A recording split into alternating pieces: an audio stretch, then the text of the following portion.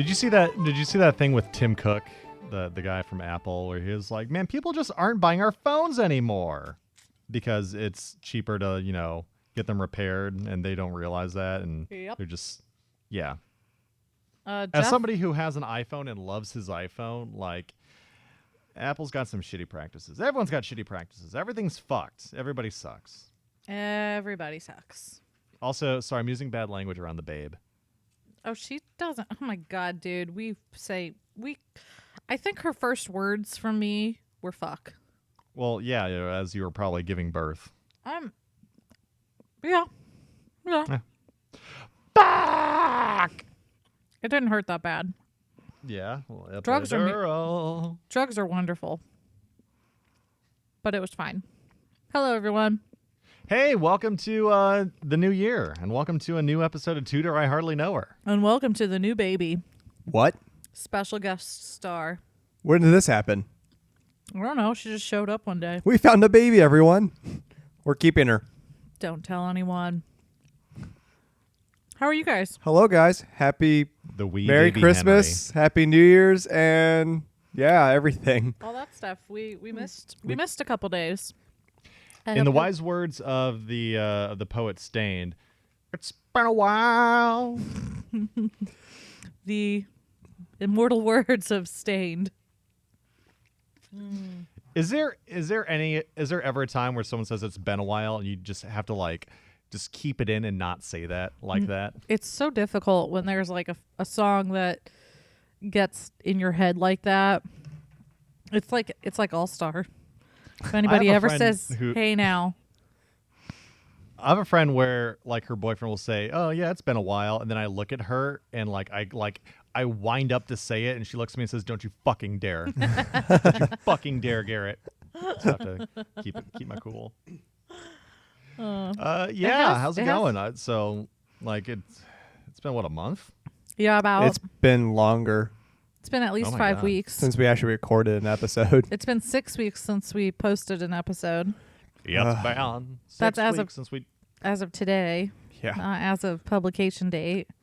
Hope you guys are forgiving. Posted on Facebook, but not on Twitter. So to our listener who reached out 2 weeks ago and was like, "Are you guys on hiatus?" Yes, we were. Sorry. We were on a slight leave of absence. Yes. So yeah, you guys had a baby. We did. Yep. She's right here. She's right now happily in Emily's arms right now as happily we're recording. Eating. Yep. So you might hear her fussing in a little bit, but we'll see. We'll see what kind of podcast and no, host her name she is not Anne, Elizabeth, or Catherine. Or Mary. Or Jane. But good guesses, though. I wanted a Jane. I know you wanted a Jane. Jeff wouldn't let me have a Jane. Because you wanted to name her after Jane Seymour. Fuck you. No, I didn't. Yes, the immortal you actress. Compromise? So she's named Jane, but her middle name is Gray, so it's almost like Jean Grey. That's what I always think. That wouldn't have been too bad. Well, there's a Jane Grey, isn't there? Yeah. Yeah. That's what he just said. That's what I thought. We always talk about that in history. All I think was close Jean enough Grey. to Jean Grey. I think I had a dream about our podcast while we were off. That's how long it had been. Emily started dreaming of the podcast. I did. I missed you guys. Not Jeff. I see him every day. Hello. But I missed Garrett and I missed our listeners. It was really weird not recording for so long. Yeah. I texting Garrett it's been weird not hearing your voice for the last few weeks. I agree. You could just call me, right? I tried to. You didn't answer the phone because you were playing When was Santa. I was what? You were playing Santa. Oh, that's right. So for anybody who doesn't know what I look like, I weigh $160, very very tall, gaunt man, and my work, if you don't know, is a radio station. They needed me to play Santa at one of our remote broadcasts. Because if there's anyone that looks just like Santa, it's Garrett. Santa on a diet. So it was kind of a bad Santa situation where I clearly did not look like Santa, and the kids bought it. It was actually at a place for special needs kids. Well, that's cool. Good for you, Garrett. It really was though, and they were very sweet. They're all really cool kids. That's cool. Yeah. Good for you. You're a good guy. Yeah. Thanks. It's just fun. But anyway, Did we miss any tutor stuff while we were gone? Actually, I saw an announcement this morning on Twitter. Let me find it. It's about tutor stuff, and it's about free tutor stuff. So Free tutor stuff. yes, Susanna Lipscomb. God, I hope I said her name right. All right, let me see. Susanna Lipscomb announced this morning that there's a new free online course on the tutors on FutureLearn. And it was written by her. And it starts February 25th. So, let's see. Tutor history. FutureLearn is a free online class. I've done it before. It's really cool. Go back in time and learn about the dramatic rule of the Tudor monarchs and religious change of the 16th century Reformation. Uncover the turbulent history of Tudor England and its lasting impact. So I'm probably going to sign up for that. It's an overview of British history from 1485 to 1603. Intro to the Tudor monarchy. Overview of political dynasties in Tudor England. That one would be interesting. Aspects of social history and introduction to the legacy of the Tudor dynasty. So I'm totally. It's free, guys. Where is it at? Futurelearn.com. And it's like 6 weeks of classes, Okay. and it should be really cool. So check that out. What else is happening in the tutor world? Do we put info like that in our show notes? Do we what? Do we put info like that in our show descriptions? No, but I can. Maybe we can, yeah. Yeah, we should probably do that. I'll do that. Yeah. We'll link it Not a problem. or whatever. If we Let's- didn't, it means we didn't care enough. Exactly. I think that's not true. pretty much it. I promise, guys, we have seen the stuff you're posting on Facebook. It's just don't really have much time to respond right A now. lot of sleep deprivation around this house right now. Yes. So are both? So Jeff, are you working or are you still at home? I'm working. Emily's Okay. at home right now. Yep. Okay. I'll get the babe, and she's a great babe. Which sucks me. I like to be home. I wish I could be home. I wish paternity leave was an actual thing. I wish maternity leave was an actual thing. What's that? That's a socialist construct, and we will not have that talk in our house. That reminds me. Welcome to our Hardly Know. We're the most political podcast on the internet. Don't you believe it? All right, I have to do some adjusting with the baby. All right. quickly. So y'all are gonna, you might hear a little. We call that a boo break. No, You're gonna hear a loud pop, like a. and she's That done was way eating. better. Are you guys It's ready? like a little lamprey. Yeah, let's get tutored. So this week we're gonna ease back into the podcast, and I hope you're okay with that. This isn't gonna be like probably a shorter episode than normal. Just heads up. Hope Well, you're cool with that. But I'm still excited because we're gonna talk about the movie Mary Queen of Scots. Emily's gonna do a movie report for us. Emily saw it, I did not. so I didn't realize that it was in theaters. So if you guys saw the post I made on Facebook, that I was one that posted the big display at our movie the theater of giant the poster? Mary Queen of Scots thing, and I kind of do want to get that. oh my God, please do. They give that shit away. Yeah, I I mean, had a million of who those at when I the worked theater is at gonna be like, yes, I need this Mary Queen of Scots display, this like ginormous thing that'll never fit anywhere in my house. I just love the idea that you're the one who goes and asks for it from the movie theater. Yeah. They're like, you're the last person or demographic we expect to come for this. I approve of you getting that. So I heard a lot of people before I went to before I went to see it. I heard a lot of people on our Facebook page and our Twitter page offer their opinions about it. It seems to be very mixed from our tutor listeners. Between Which to be expected with any kind of movie like this. Totally. Mixed between loved it and hated it because it was so inaccurate. It seemed like that was the general consensus. It was the biggest thing to take away from it is that it was very inaccurate, and you either loved it for it or hated it. So I feel like I need to re-research Mary Queen of Scots because I don't know what huge inaccuracies they were They seeing. never met. Okay, that was addressed. All right, That's what. Well, let me. let's go back to the beginning. Do you guys want? Oh, Aw. she's upset that you guys are being so mean about the movie. Oh, I'm sorry. No, she's just having a bad dream. It's about the other Boleyn girl. um, no. So I was going to start with kind of telling you guys about what the movie covers from Mary, Queen of Scots. But first, what do you guys remember about the actual queen? She had a friend named Bash. Fuck you. So she was sent away when she was young and then came back to rule, and a bunch of hijinks ensued. All the hijinks. She had a husband that like just wouldn't die because he survives, out a window and explosions and then dies in a field later. Yes, Gregory Rasputin. And then there's the guy who died from the ear infection. That was her husband, the French king. Yeah.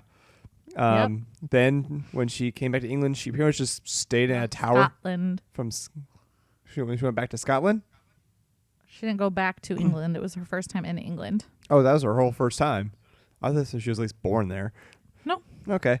Anyway, when she did go to England, she got to live in a tower for quite some time until, unfortunate, she Melting accent. she didn't go quite ahead in life.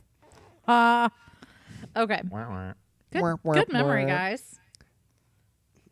Are you ready? Evie, Yeah, are you let's ready? do it. Evelyn, are you ready for your first Tudor lesson? I mean, from what I saw of trailers, I was kind of excited to at least see how things looked because it looked like for a movie-wise, it was a beautiful movie. it was going to portray things pretty well visually. As a movie, it was beautiful. Very well made, beautiful editing. So I really enjoyed that. The movie covered her return to Scotland from France. And yes, she did have a Scottish accent, which she probably wouldn't have had because she grew up in the French court starting at age 4. However, I will allow that because two things. First of all, even though she was raised in a French court, she was still surrounded by Scottish ladies. Mm-hmm. They were the Four Marys. And also, if you're going to have a movie that's meant for the masses, not just Tudor files like us who know the background of that kind of stuff. It's going to be more jarring to It the would majority be more of people. jarring if they had a Scottish queen with a French accent. So y'all are going to have to get over yourselves. That's the thing I always think about with any movie where it's based off some sort of factual story or history is like you have to make changes to the historical facts to make it accommodating to those who don't know history that well. Yeah, you got to sex it up. Yeah. You got to be able to still follow the movie along and not be totally thrown off by like, wait, why is it like this? Why is it like that? So you brought up the Four Marys. Did they change their names or did they even factor in? They were there, but I don't know if they ever said their names, and now I have to look it up on IMDb to check. Huh. So So where does it actually start timeline in her life? Or Yeah, does she's about to die and she looks the at the camera story and says, starts from "Hi, you're probably wondering how I got here." the story starts from when she turns 18, or not turns 18, when she is 18. Okay. So the 1560s. Hold on, I'm looking up to see if all the women were married. I can never remember how to say the actress's name that was playing her. Saoirse? Saoirse Ronan. Yeah, the Saoirse. from Lady Bird. Yep, that's Saoirse. And Okay. that weird movie made that's based off the Stephanie Meyer book, like Host or something like that. Are in fact all still named Mary. So bravo to this movie. So it starts with her return to her return to Scotland when she's 18. And it goes through meeting her half brother who'd been kind of ruling in her stead and trying to take control of the government and rule this very unruly kingdom. Also deal with the politics of her cousin, Queen Elizabeth, who, as we all know, Mary felt she had a stronger claim to the Tudor throne than Elizabeth because bastardy and Protestantism. And it was just kind of pure mayhem. And then it covers her marriage to Darnley. And that was Rasputin the First, who just wouldn't die. So the movie itself was very, very beautiful. It was really cool to see the contrast between how they showed England, which was this beautiful, elegant court, all of these stately castles and palaces and manors, and everything was beautifully lit and decorated and very sumptuous. And then Holyrood, which is the house that was the main one that Mary Queen of Scots lived in the movie. Holyrood? Holyrood, Holyrood. Is it like someone on the list trying to say Hollywood? Yes. Holyrood. Somebody with a speech impediment, just like me. So Holyrood, it was literally carved into a rock. So some of the walls are literally just like a cliff face. Oh God. It was very stark, very cold, but still very. It definitely showcased Scotland, which is supposed to be, you know, from the English perspective, a little bit more primitive. Yeah. And all that stuff. So, you can definitely see some of the childishness in Mary Queen of Scots. Saoirse kicked ass with her portrayal. I loved it. And it portrayed Elizabeth as very, very much like she was in real life. Very like, she couldn't make up her mind about things. She would go from one way to another. And she definitely had empathy for her cousin in certain aspects, but then probably some jealousy in other aspects, being married twice, having a child. And that's another thing a lot of people were kind of pissy about, was not any of our listeners, none of them actually stated this, but some reviews I read online, they were really irritated that they're like, I can't believe they showed Elizabeth as a weak woman who cried. And I'm like, well, Jesus Christ, guys, she wasn't a robot. Like, she was a strong, badass person, but sometimes strong, badass people are upset too, so fuck off. Even I cry sometimes. So then... I'm always trying to keep track of like age and where things are in timelines of what's going on. So at this point, how old was Elizabeth about around this time? 30s-ish. Okay. Let's I knew see, she it was starts in she was 1960 kind of young when she something. first took the throne, and then She was 25. Yeah. Yeah, so 1960 something. So she still could have had an heir. And in fact, the two actresses only had one scene together. And the trailers definitely portray it as like their relationship, and it's not really about their relationship. It's how England responded to Mary's governing, which not that strong. We all know that. Yeah. And also the Scottish lords were just kind of dicks. For the first time ever, I was very repulsed by David Tennant. He had this horrifying, scraggly long beard. He played John Knox, who was a Protestant, and he was very vocal about how women should not be in charge of government, especially a Catholic woman. And they used him to great effect to rile up the crowds and show the rebellions that happened during Mary's reign, led by her half-brother. And the big thing that everybody is very upset about was the meeting between Mary and Elizabeth. And they're like, it never happened. So How do they set that up in the movie? So they actually did it really well. They did it exactly how I was hoping they would, to fix any quote unquote inaccuracies with history. When they met, Elizabeth was talking to Mary, and she goes, now remember, nobody can know we've met. This is in utmost secrecy. So with 2 lines, they fixed that issue. So And they're like, hey, they could have met. You don't know. right. So here's what I learned. The movie is based on a book by John Guy. I'm going to assume his last name is pronounced Guy. It's spelled Guy, Guy. And it is called... Nope. It is called Queen of Scots, The True Life of Mary Stuart. So this author actually, I believe he's a historian. He found a couple documents that supported a possibility of the two of them meeting, at least conversations about them trying to meet. So this is more speculative fiction. What? So this is more like speculative fiction. Yeah, maybe it might not even be fiction. It's I mean, the whole story is pretty accurate in terms of Okay. like what happened and then followed by what and then followed by what. And this meeting very well could have happened and it could have been secret. And I don't know why people are acting like they know everything about what happened in that time period when we don't even know if the portraits of Anne Boleyn are actually portraits of Anne Boleyn, you know? Mm-hmm. And so, and I mean, people get rid of documents that are incriminating all the time, especially the Tudors, you know? So, I was very forgiving of that meeting and I thought it played to great effect and showed the different natures of both Mary and Elizabeth. So it shows. Well, also once again, it's like part of like I was talking about before about they have to make some liberties with history. Mm-hmm. I'm glad they at least addressed the fact that they probably got a lot of like people telling them that anyways when they were first making the scene. Right.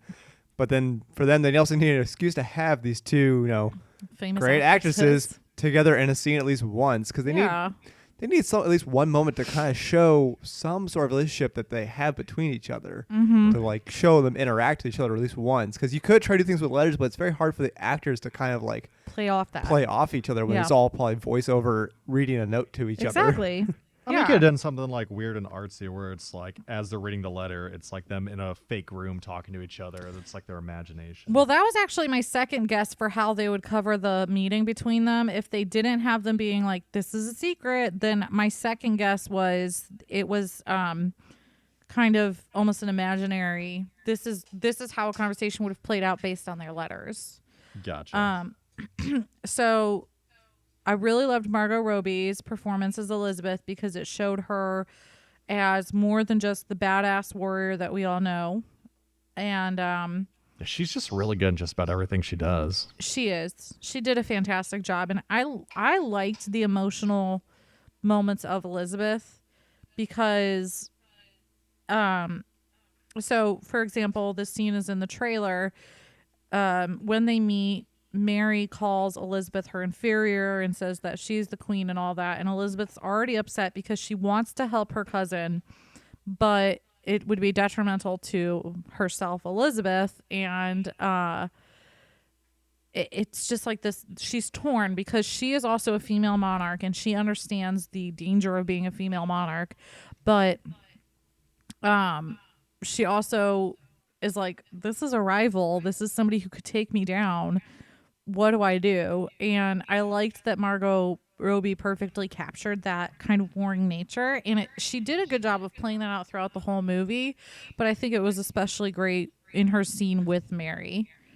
So I thought it was just really well done. Now, physically, her in the movie, did they ever address like? Because I don't know how age-wise, how long. I can't remember how long this actually like takes place. Of course, It's over. like a 25-year thing. Ooh, Okay. I'm glad you brought that up. So with Elizabeth, I know like historically we talk about like She gets she starts getting a little vain. deteriorated, like Yes. thin hair, lips, all that kind of They stuff. did such a perfect job with that. So they first showed Elizabeth, and she was youngish and beautiful. Of course, her cousin Margot is Robbie, of course. younger. Yes, young and beautiful, and doesn't wear much makeup because she doesn't need it. And then she gets smallpox, and they have her face scarred for the rest of the time. And like they actually showed that as like she feels like shit about it. I mean, Elizabeth was vain. We all know that. And they Yeah. capture that really well in the movie without making her unlikable. So yeah, she does get smallpox and she does do what she can to cover it. And then eventually she starts wearing, the white paint, the lips, her hair's thin and there's a scene where she removes, sorry guys, spoilers, removes her wig and you can see the sparse, very fine red hair that she actually had as opposed to the thick, lustrous, bright red hair of her wigs. They did a great job with that. It was so well done. I loved it.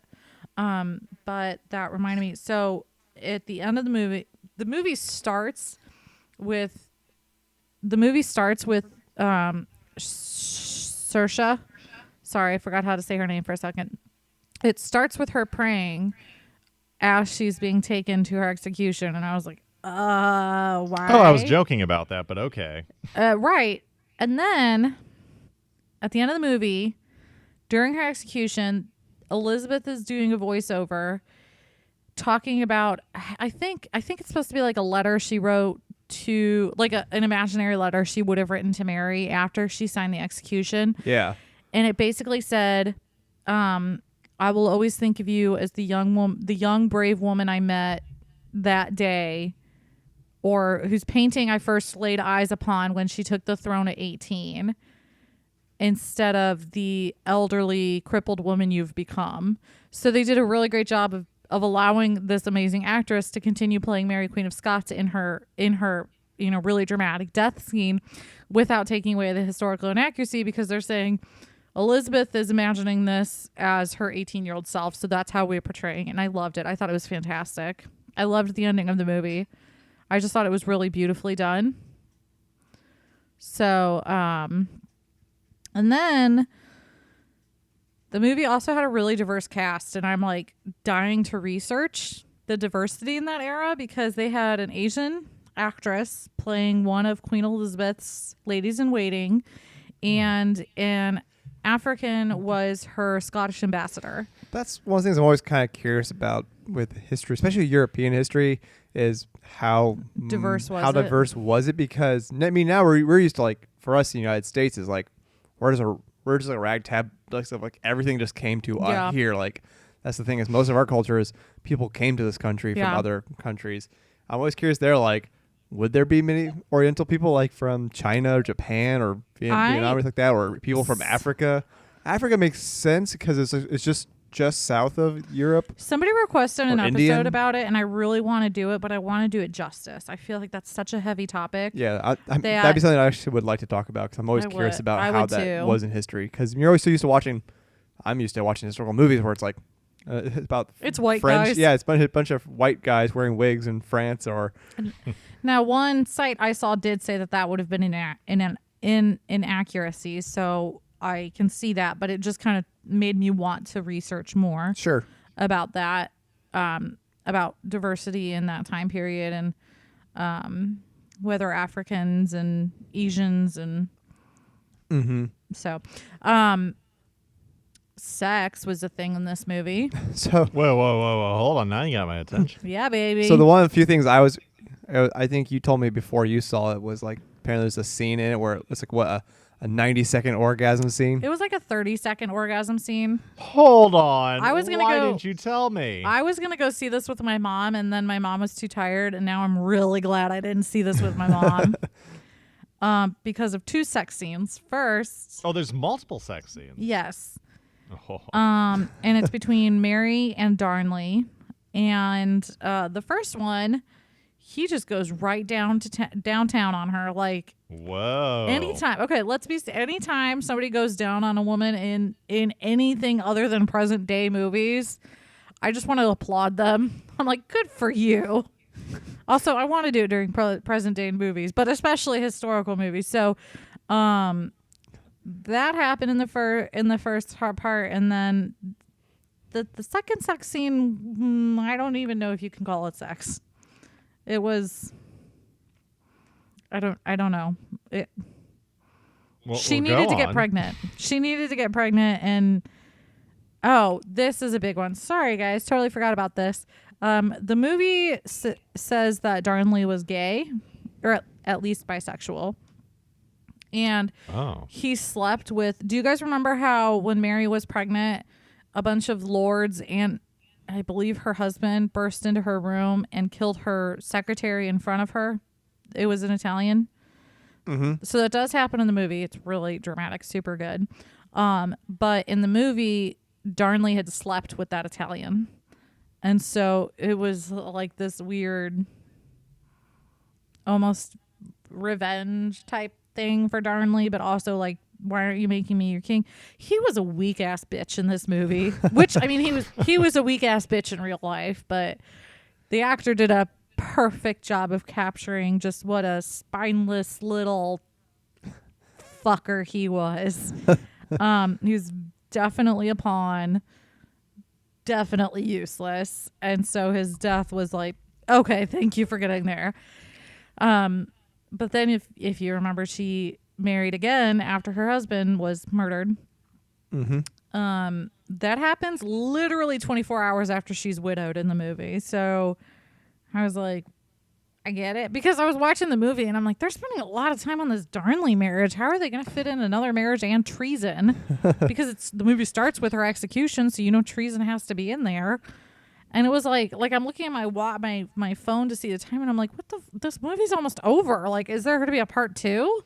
No, it was just they cleverly wrapped up the treason. There's a post-credit scene. No. I'd like to introduce you to the Avenger Initiative. No, they cleverly wrapped up the treason thing so that it was more like a postscript. But the meeting between Elizabeth and Mary paved the way for it to work really well.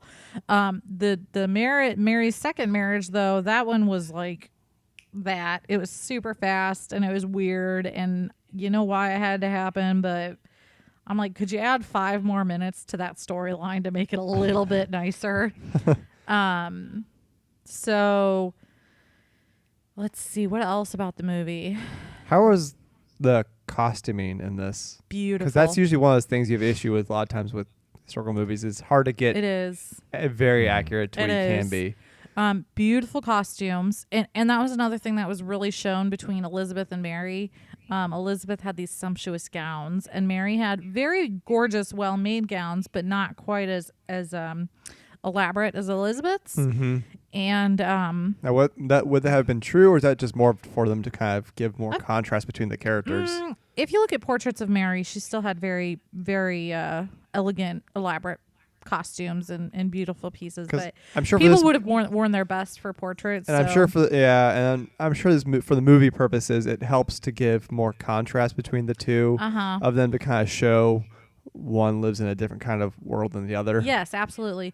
Now, the one thing that captured my attention during the movie was the jewelry, and so I've always loved Tudor jewelry because it's not just a piece you wear on your neck; it's a piece that goes down your bodice. Like you have it on your neck, but it also is meant to work with the entire gown. So it's attached to the bodice in different places, and pearls are placed at the right spots for it to work. And I did notice that they had some really gorgeous necklaces, and I was like, that doesn't look period accurate based on portraits, but I don't really know because I haven't really looked into jewelry of that time period. I just based on what I see in portraits and based on what's described in the nonfiction I read, it wasn't quite period accurate, but it was still really beautiful. But there was a really cool scene at the end of the movie where they show Queen Elizabeth aging as she walks. So she's walking from signing Mary's death warrant to a courtyard, and in that time she's aging from the time when she was signing her death warrant to the end of her life. And so they show her costumes getting more elaborate, and she's got those I don't think you guys have ever seen it, but in some of her latter portraits, I believe in the Armada portrait especially, she's got this big, beautiful, I guess you would call it a headpiece, but it wasn't really. It was attached to the back of her gown, and it's like a wire letter M, and then it's got like billowy see-through silk flowing from it, almost like angel wings, and they show her wearing that and gorgeous neck. Yeah, I think I've seen this one before. Yeah, that looks A, uncomfortable, and B, incredibly elaborate. It's so elaborate, and really gorgeous neck pieces and stuff. Costuming was spot on, and I loved that scene where it showed her aging because it showed her getting going from like a little bit more of a natural red wig to the bright red, almost McDonald's like red wig. But they did a great job. And there's this bit in the end of the movie where Guy Pearce plays William Cecil, and he does a bomb job. Loved him as Cecil. There's a scene where I believe she's reading a letter about Mary or something. Something is happening that makes her emotional, and it's her and Cecil in a courtyard, and she turns away from Cecil so that her back is to him, and she lets two or three tears fall down, and she's clearly emotional, and then Cecil says, "Are you ready?" And she looks up and she just wipes her face blank of emotion, and becomes that stoic, badass, solid queen that everybody thinks of when they think of Elizabeth, like the Armada Queen, the one who rode out in front of her soldiers in full armor. And it was really cool because her progression from the movie went from like, a queen who still knows what she needs to do, but is still very emotional, to a queen who is no longer a queen. She considers herself a king, and she cannot marry, she cannot bear children, and coming to terms with that kind of stuff. So I loved it. I really did. I thought it was a great movie. I want to go see it again sometime. Probably won't while it's in theaters, but I'm very excited to own it and add it to my collection. I feel like the inaccuracies weren't unforgivable. They made sense to me. And the one big one, the meeting, first of all, it could have happened. We don't know. I guess I can't really say that if I get mad about George Boleyn, the guess that George Boleyn was gay, but more than anything, I just allow it for dramatic purposes. So Yeah, it makes sense. it was a really good movie. Like, as a film and as a historical movie. So that is my opinion on Mary Queen of Scots. Also, I'm totally going to read the book now. Like, Oh, you hadn't read the book yet? no. Did you even know it was based off a book? Not until I was reading an article with the author of the book in it. So I am very excited to read the book and learn more about Mary. I want to look up Darnley because of the whole was he gay thing. I might be as angry about that as I am about the George Boleyn being gay thing. Not if he was gay. I don't care if he actually was gay. It's just if they're just randomly, arbitrarily throwing out like, this could be fun and dramatic. But I guess the author did say that there was some evidence that he was gay. I don't really know. What would be gained by saying, well, there were two people in that time who were like very well known and like they were known and they were also gay. Like, I feel like just like, oh yeah, these guys were gay, like just throwing that in there just to spice up a story. I don't think that's something that would really be done. I feel like there's got to be some truth to some of these, or like a reason why they would the George Boleyn thing was thrown out at a time when they were trying to besmirch, like it wouldn't have been okay. So they were trying to besmirch Anne and George and the whole family. And I can't remember exactly when. I think in one of our episodes we talked about it. So I'll look it up again. But I know it came out. The George Boleyn was gay thing, I feel like it was brought up during the Victorian era, and those Victorians. So it would have been appalling for them. The Darnley being gay, I don't know where it came from. Like I said, I haven't read this guy's book. I want to, and I want to research that a little bit more and see if there's actually any truth to it. It wasn't anything I'd ever heard, but I really haven't done a ton of Mary Queen of Scots research. Tell me, Jeffrey. Sorry, I'm on IMDb looking up just the movie, and all I see is one of the still frames of Queen Elizabeth when she's in her where she looks like straight up Ronald McDonald. Yeah. Like white face, that was my red first hair, thought. bright red lips, and it just makes me kind of giggle. Yeah, it's very Ronald McDonald. What was this movie rated? PG-13, I believe. I'll find out. I don't know. Are 2 sex scenes worth R? It's R. Oh, probably because Mary Queen of Scots had a banging good time. Yeah. This was Oh done my by God! I see this picture you're talking about, Jeff. Yeah. We'll post it Oh my online. goodness! It's like the prequel to It. It's the sequel, actually. We'll post it. No shit. It's She looks like Pennywise. It's It, Chapter 2. We'll post it online, guys. Elizabeth. So I did ask on Twitter people's opinions, and I saw some opinions on Facebook. And like I said, it kind of went from loved it to hated it. So a couple of people said, a couple of people said they didn't like it. They weren't impressed with it. Issues with historical accuracy, but also the exaggeration. And they quoted, Elizabeth was bad because she didn't have kids and didn't get married.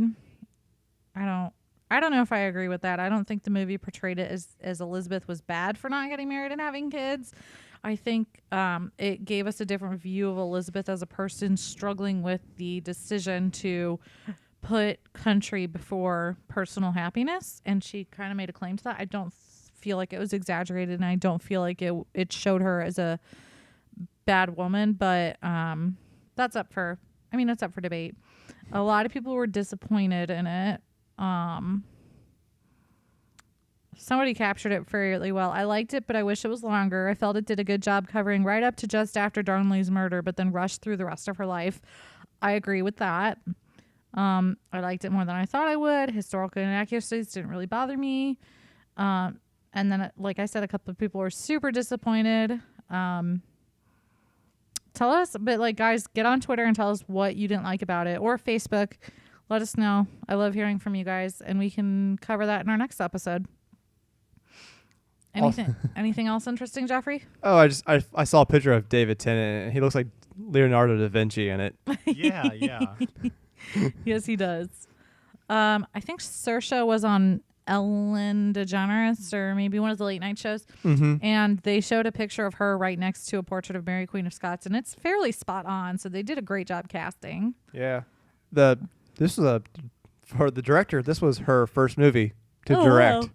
Wow. She's mostly known for being director of photography on movies. That's why it was so beautiful. Yeah, so she has she's an eye for cameras and stuff like that. There's this really cool scene during Mary's marriage to Darnley during their wedding. Darnley gets drunk, and then he takes his chair and he puts it right in front of the table where a bunch of men are dancing, and they have them doing this choreographed move back then, like they would, and it was just I was looking at it thinking of how beautiful it was. Like, I think that was the movie, that was the moment where I was like, this is beautiful. So director of photography definitely did a great job. You could see that in the movie. So it was a good one. I recommend it. You have to be forgiving of historical inaccuracies. You got to understand that movies still have to be entertaining. So yeah, that's it for me, guys. Cool. Yeah. And then Garrett's planning to visit soon, I hope. So maybe we can do another Balloon Girl. Hopefully. I've been having a lot of car issues lately, and money's a little tight, so I'm trying to figure out when I will be around. GoFundMe for Garrett to visit. Very, very soon. That would be very good. We would very much like that. We miss you. I miss you too, and I'm sleepy. We are too. All right, well, it's time to end this Sleepcast. Where can people find us, Emily? They can find us on Twitter at Tudor Know Her, and on Facebook at Tudor I Hardly Know Her. We are going to, I don't think we'll be able to do weekly episodes quite yet. Give me a little bit to get back into the groove of things and get some topics pre-researched for our show, but we are going to be back and recording and having a grand old time, guys. Woo! I got some great recommendations. Somebody recommended doing an episode about mental health in that time period. Oh, wow. And I am pumped to research it. So keep sending us recommendations. I swear we're listening, and we're really excited to do those episodes. So And please tell your friends about us. If you know anybody, any other Tudor files that would love to listen to us, please send us their way, and make sure you guys rate and review us on iTunes and stuff. Yes, and hope you appreciated my input on Mary Queen of Scots. And if you didn't, sorry, bum episode, but we'll see. We'll be back next time with traditional Tudor I Hardly Know Her episode. And our special guest fell asleep, so yeah. Oh, the baby. So do you guys remember how we end the show? Like, has it been a while for you, so you just don't know? I think I remember. All right, let's see if we remember. Okay, ready? Divorced, beheaded, died. Divorced, beheaded, survived. Goodbye. Bye.